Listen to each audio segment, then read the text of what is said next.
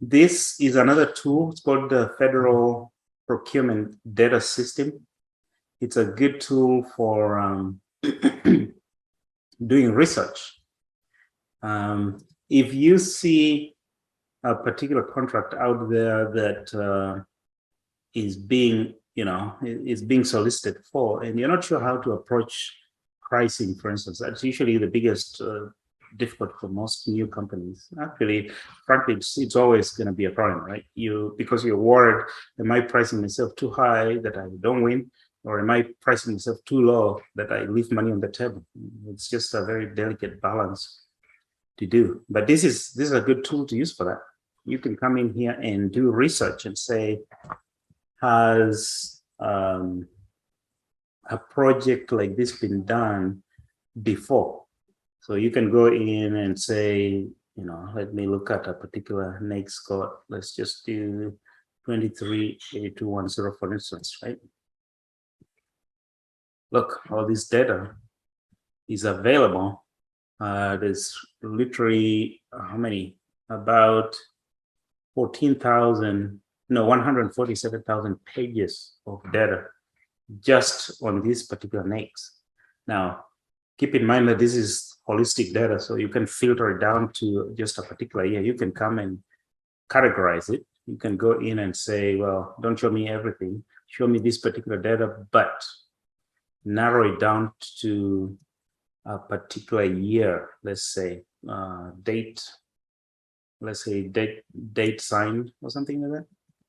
And then say, only show me things that were signed this year because I have no interest in going back. Or show me something that was signed last year because they bought the same thing last year and I want to buy this year price.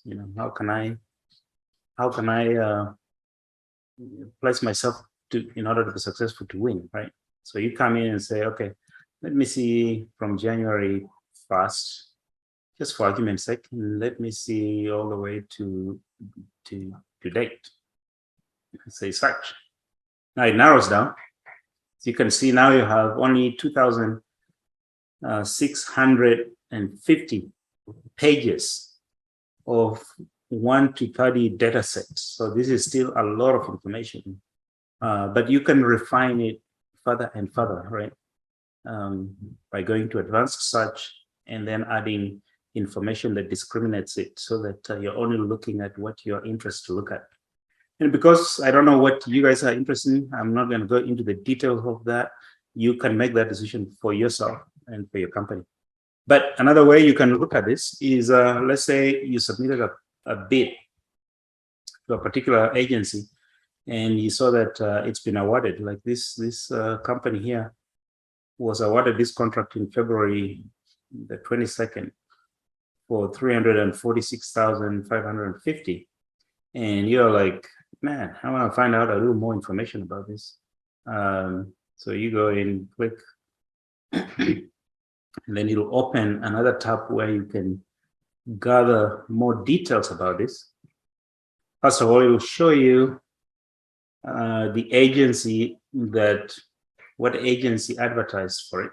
It gives you that information. Just in the event that you want to reach out, say, to this company that was awarded and see if there's a potential to do partnership and do work with them, right? You can see emails of the contracting officers or people who signed it up on the government side. So you can shoot them an email and say, hey, I have an inquiry about a particular contract. The contract information is right here. Here's a contract number. I want to get some information about it because, I want to reach out to them or whatnot. But the other information you get from this is the date that this was signed, the performance date, when will the work actually start to be performed. That doesn't seem to make sense. It seems like there's an error. It's 2014. That's a long time ago. Unless they revised this. This was an existing contract from previous years and they just revised it. Because I see 2017 and so forth, which might be the case. It may have just been more recently revised on February. It's with the Navy, all the information that you can use to your advantage. There's all this kind of information that's helpful to make decisions. But what I also like looking at is It's first of all the amounts, right? Like, how big is this contract? Is there a room for me to participate in? If they awarded a company 25,000, and obviously you don't want to waste too much time reaching out to them. However, this is 5 million. So 5 million, the totality of that contract is about 5,780,000. That's a lot of room, and chances are they have to reach out to other small businesses unless they are a small business themselves. And how do you know if they are a small business?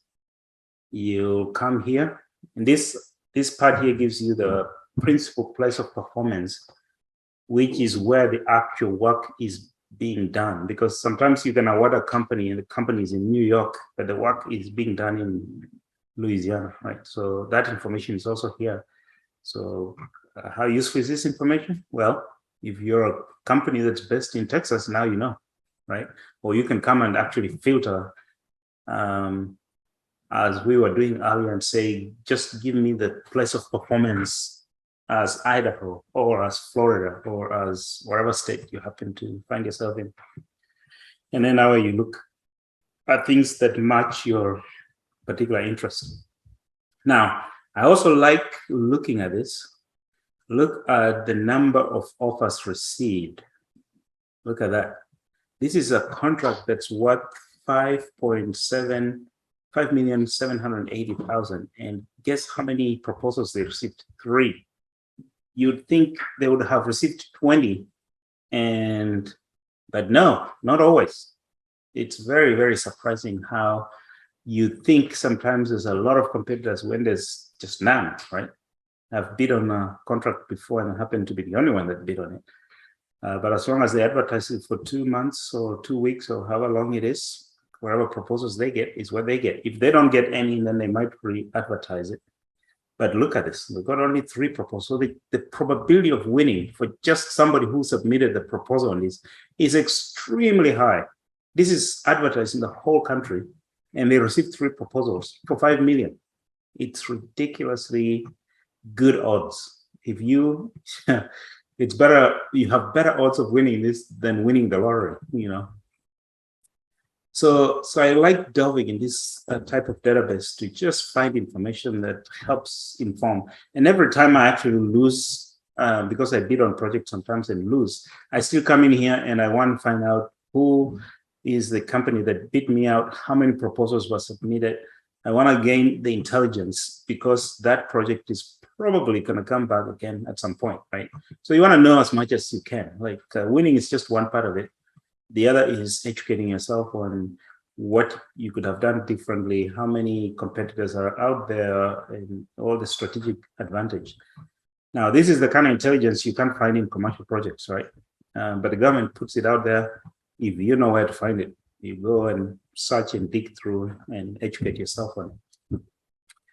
So you can search it by all kinds of things. You can search it by states. You can search by any metrics that you choose that's important to you. So I just did search by Idaho, and it's showing me all projects in Idaho. And then I can filter it down to very specific, either departments, agencies, or dates, time, or NAICS code, or whatever. You can play with this, and there's just a ton of different ways you can process that data.